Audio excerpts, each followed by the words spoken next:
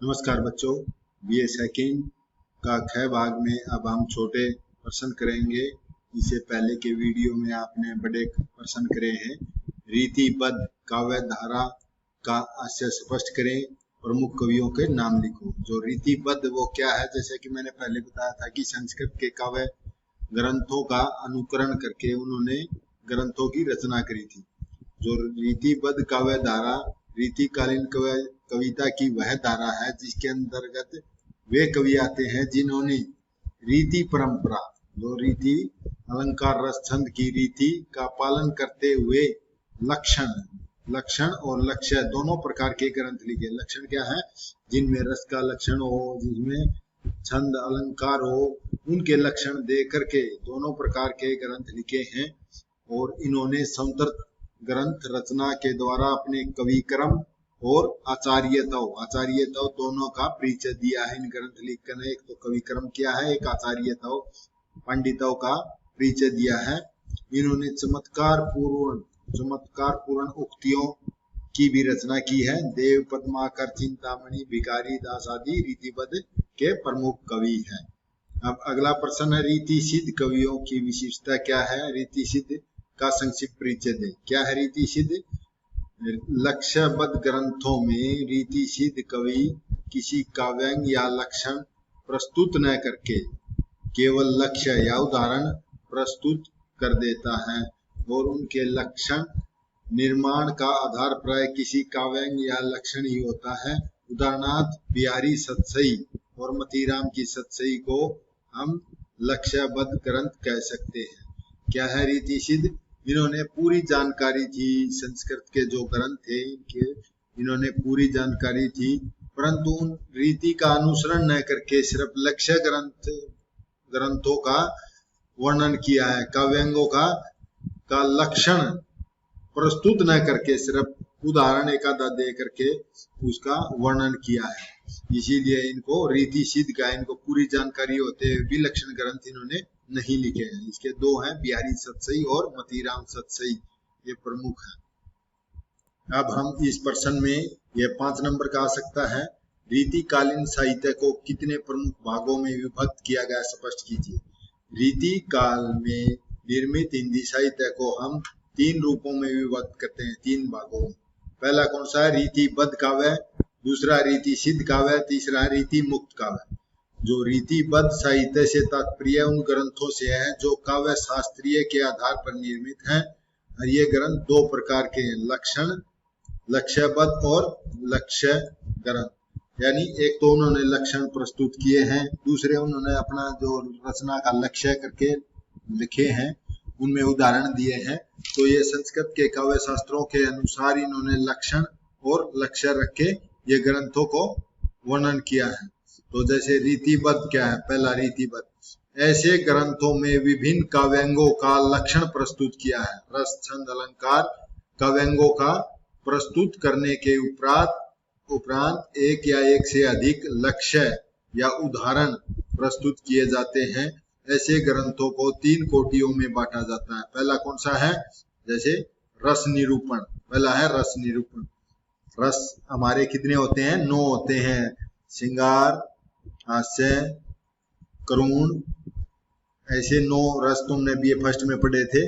उनका अपने काव्यांगों में इन्होंने वर्णन किया। जैसे मतीराम का है रसराज नामक एक रचना है जिसमें इन्होंने इनके 9 के 9 रसों का वर्णन किया है। और देव का है सुख सागर तरंग, इसमें भी रसों का वर्णन किया है। रस निरूपण ग्रंथ है ये। और पद्माकर का जगदिनोद और भिखारी दास का श्रृंगार नीन है। इन ग्रंथों में इन्होंने वर्णन किया। ये ग्रंथों के नाम तुमने याद करने पड़ेंगे। और फिर है रीतिबद्ध में अलंकार निरूपण, यानी कि इन ग्रंथों में अलंकार में सिर्फ अलंकारों का वर्णन किया गया। जैसे मतीराम का है अलंकार पंचाशिका, ये पंचाशिका अकेला नहीं है, ये अलंकार पंचाशिका है। और भूषण का शिवराज भूषण है जिसमें 105 अलंकारों का वर्णन है। और पद्माकर का पद्माभरण, इसमें भी अलंकारों का वर्णन किया गया है, कितने प्रकार के। और तीसरा है विविध काव्यांग निरूपण, इसमें काव्य क्या होता है, नारी के कितने भेद होते हैं, नायक के कितने भेद होते हैं, इनका वर्णन किया है। जो चिंतामणि है चिंतामणि का कवि कुल कल्पतरु है ग्रंथ, और देव का शब्द रसायन है जिसमें सबका वर्णन किया गया है। भिखारी दास का काव्य निर्माण है। केशव का रसिक प्रिया है, और कवि प्रिया में रस और विविधांग निरूपक ग्रंथ है। इनमें सिर्फ रस, अलंकार और सभी प्रकार का वर्णन किया गया है। ठीक है। अगला है रीति सिद्ध किसे कहते हैं। इन ग्रंथों में किसी काव्यांग का लक्षण प्रस्तुत नहीं किया। जैसे मैंने पहले बताया ना, इन्होंने लक्षण प्रस्तुत नहीं किया, इन्होंने पूरी जानकारी थी, रीति के पूरी जानकारी थी, इन्होंने कोई भी लक्षण ग्रंथ नहीं लिखा है, और इन्होंने केवल लक्ष्य उदाहरण प्रस्तुत कर अपनी बात कही है। जैसे बिहारी सतसई की बहुत सी रचनाएं हैं जिनमें उन्होंने उदाहरण, जैसे कनक कनक तय सोगनी मादकता दिखाए जो खाए पुरानी नर जो पाए पुरानी घर, तो उन्होंने इसमें उदाहरण प्रस्तुत किया है किसका, यमक अलंकार का। और अगला है रीति मुक्त ग्रंथ कौन से होते हैं, जो घनानंद ने लिखे हैं। जिन ग्रंथों में स्वच्छंद यानी अपनी इच्छा भावना से बिल्कुल संतप्त रूप भाव से काव्य को प्रस्तुति हुई है, इन्हें रीति मुक्त ग्रंथ कहते हैं। जैसे 4 कवि बताए थे, घनानंद, आलमबोदा, ठाकुर का साहित्य, ये रीति मुक्त कवि है। अब अगले ये छोटे प्रश्न है, इनमें 5-5 अंक के आएंगे, आपने इनको ध्यान रखना है। कौन कौन से प्रश्न आएंगे, इनमें से जरूर 2 या 3 जरूर आएंगे जो मैं करा रहा हूँ। नारी की कामुक का वर्णन, यानी रीति काल में नारी का चित्रण किस रूप में हुआ है। रीतिकालीन कवियों की दृष्टि नारी को मात्र भोग विलास का उपकरण मात्र समझा जाता था। वो नारी को केवल विलासिनी, प्रेमिका आदि रूपों में चित्रित किया जाता रहा है। वे तो नारी के शारीरिक सौंदर्य पर मुग्ध होते रहे, और तजी तीर्थ हरि राधिका तन दूती करी अनुराग, यानी कि इन पंक्तियों के माध्यम से नारी को राधिका का जो है वो कामुक रूप में वर्णन किया गया। इससे ऐसा प्रतीत होता है मानव वासना ही उनके जीवन का खाना पीना, ओढ़ना और बिछोना आदि सब कुछ ही था।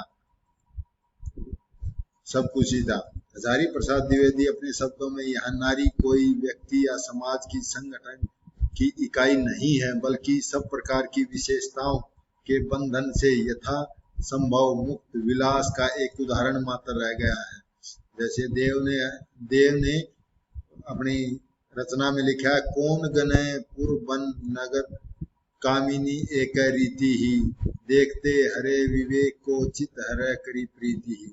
इसे प्रतीत होता है कि नारी की कामुकता का वर्णन किया गया है। अतः स्पष्ट हो जाता है कि रीतिकालीन कवियों की दृष्टि में नारी तो केवल भोग विलास का उपकरण मात्र ही थी।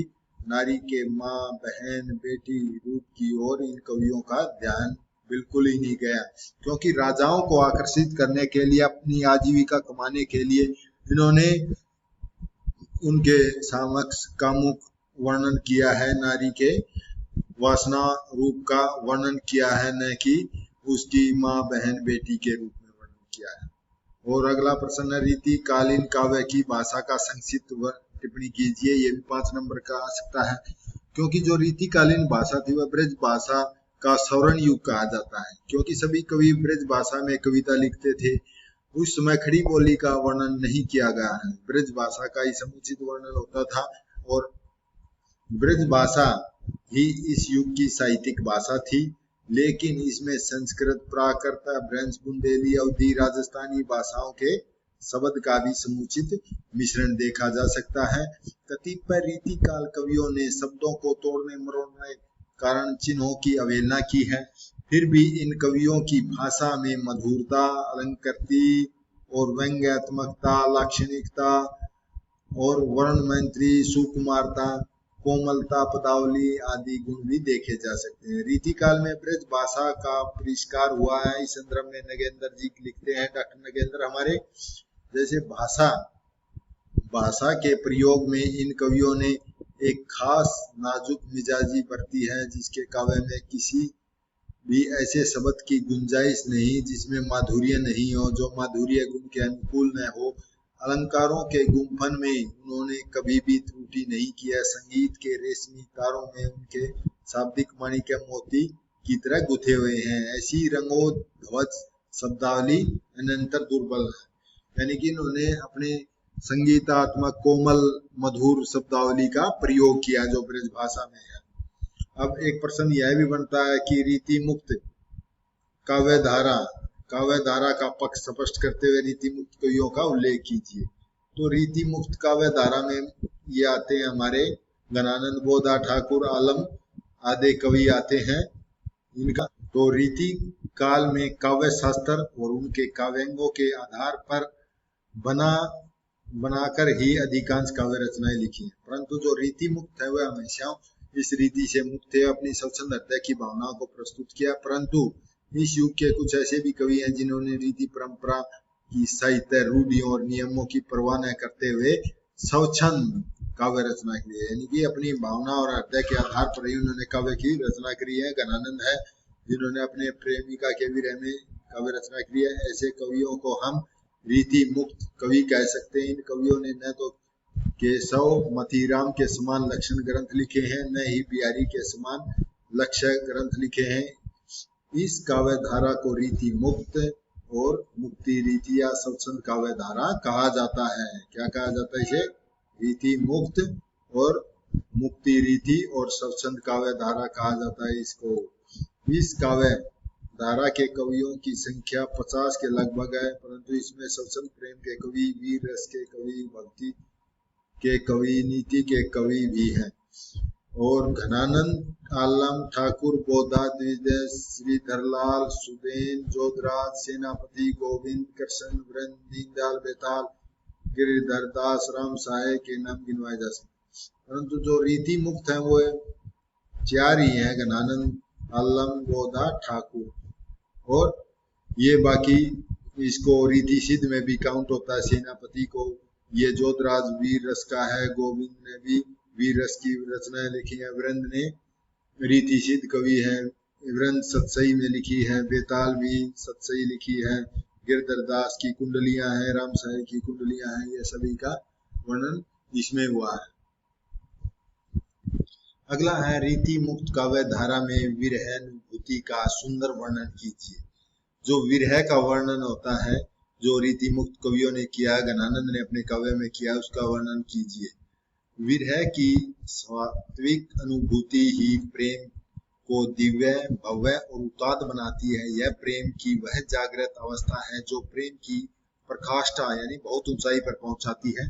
यह इस तथ्य सत्य से रीति मुक्त कवि भली भांति परिचित थे, इसलिए विरह व्यथा से व्याकुल इन प्रणयी जनों ने अपनी पीड़ा को परम प्रिय रही है, यानी कि जो उनकी विरह वेदना थी, जो उनकी प्रेमिकाओं ने उनसे धोखा दिया था, उसके प्रति परम प्रिय रही है। वे इसी आजीवन को अपने हृदय में लगाए रखना चाहते हैं। पीड़ा को इसी लगाव के कारण वे संयोग में भी सदा वियोग की अनुभूति करते हैं। यह कैसा संयोग न सूझी पड़े, जो वियोग न क्यों हूँ बिछो हूँ, और उन्हें इस पीड़ा पर बहुत ही गर्व है। इसे वे पल पल जीना चाहते हैं और जगत में अपने प्रेम के लिए चर्चित मीन और सलब को भी वे धिक्कारते हैं, क्योंकि विछोह की तड़प को सहन कर पाने के कारण वे अपने प्राण दे देते हैं। वह प्रेमी की क्या जो पल पल न तड़पे। यूं तो रीति मुक्त कवि घनानंद ने नायिका के सौंदर्य को प्रभावशाली वर्णन किया गया है, लेकिन विरह वर्णन में भी उनका विशेष सफलता प्राप्त हुई है। जो यह मीन का वर्णन कर रहा है, मीन क्या है? पानी से अलग होने पर तड़प तड़प कर प्राण दे देती है।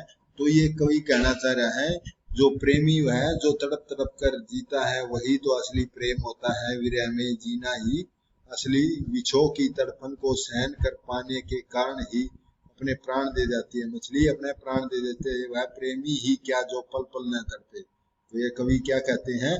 जो अपनी प्रेमिका के बारे में, उसके वियोग में तड़पे नहीं, तो वह प्रेमी ही क्या है। जो रीति मुक्त कवि कौन है? हमारे घनानंद ने नायिका के सौंदर्य का वर्णन किया था। नायिका क्या नाम है घनानंद की?